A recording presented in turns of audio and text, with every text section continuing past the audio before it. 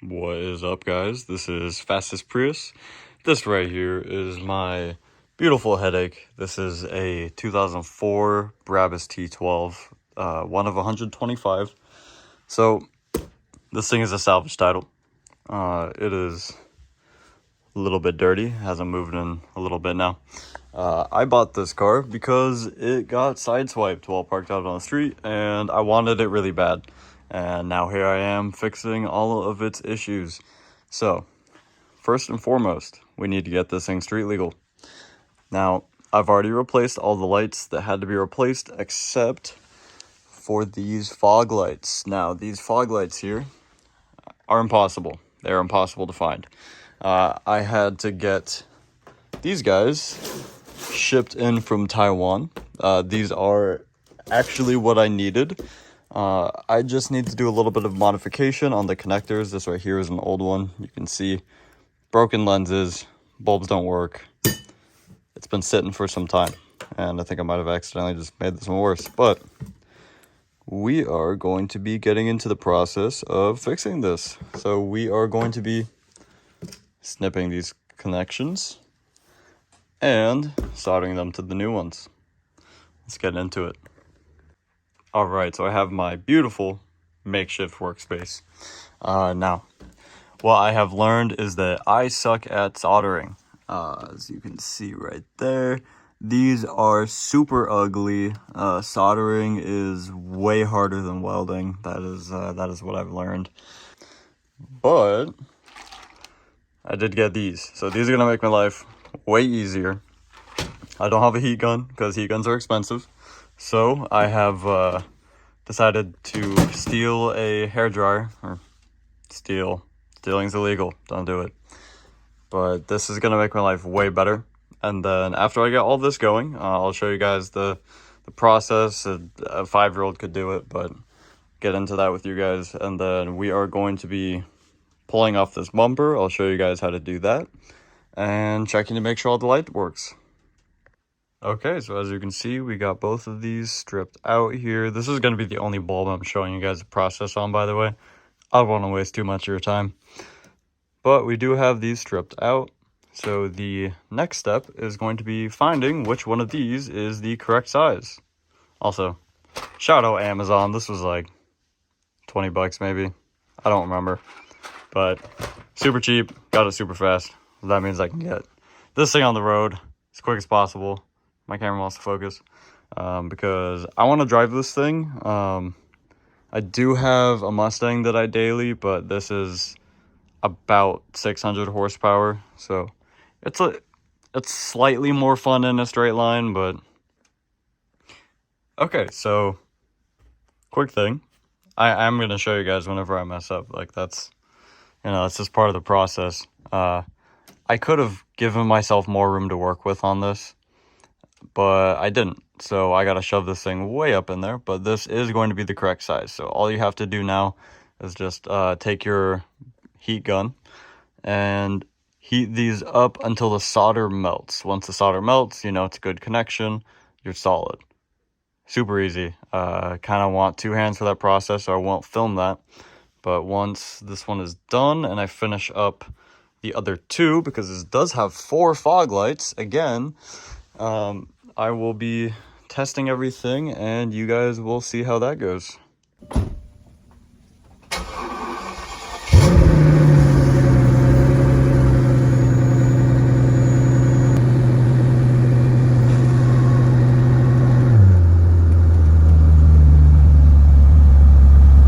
Really quick, yes, this is a Brabus exhaust.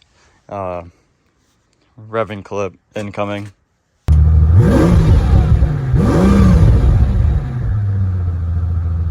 So I'm not sure how well you guys could tell from that last clip, but the ABC suspension, or the active body control suspension, does in fact work. It does raise and lower pretty quickly. The sport suspension tuning does work.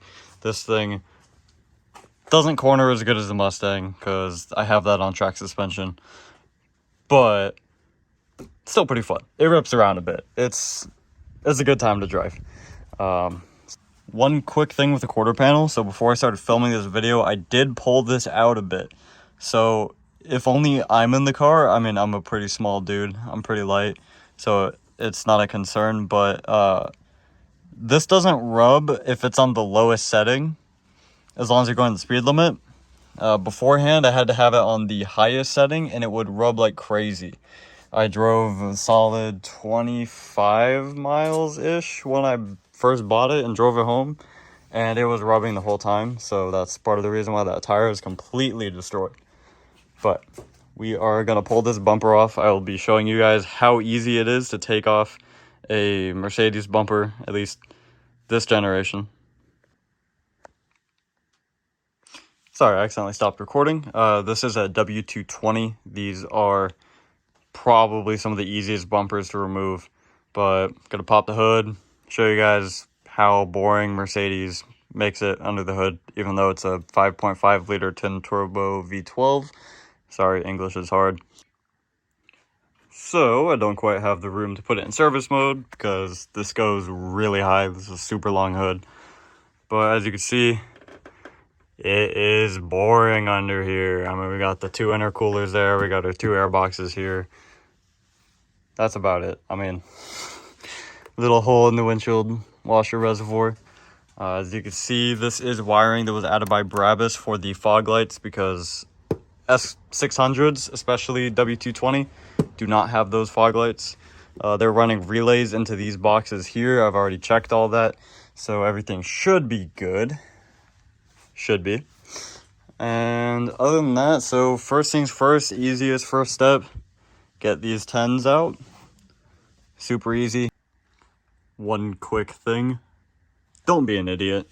Turn your wheel. This will make your life way easier to get behind here. So, kind of hard to see because I have no lighting right now. But you got this little guy. That's all you're really going to need to remove. You don't have anything on the bottom. It's just going to be that thing. You can pull this fender liner back, and then we're going to see a 10mm bolt right back there. So this is the 10mm bolt.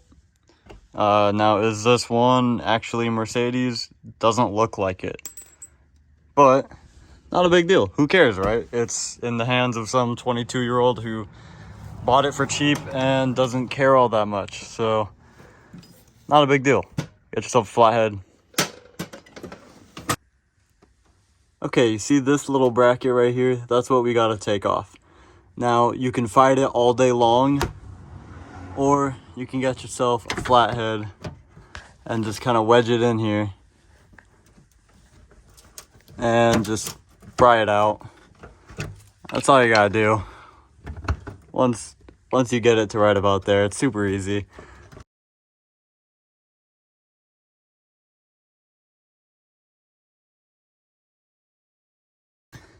As you can see here, super long. This little bar has a very specific spot that it needs to go into, and if you don't get in that spot, this is not gonna go in. But now this side of the bumper is free. This bumper does not have clips to pop out, it just slides forwards. Okay, the other bracket's out now. This one was a Torx. I completely forgotten. It's been probably like 2 weeks since I took the bumper out, but as you can see, all that you need to do is just slide this forwards. Let's see if I can get it with one hand.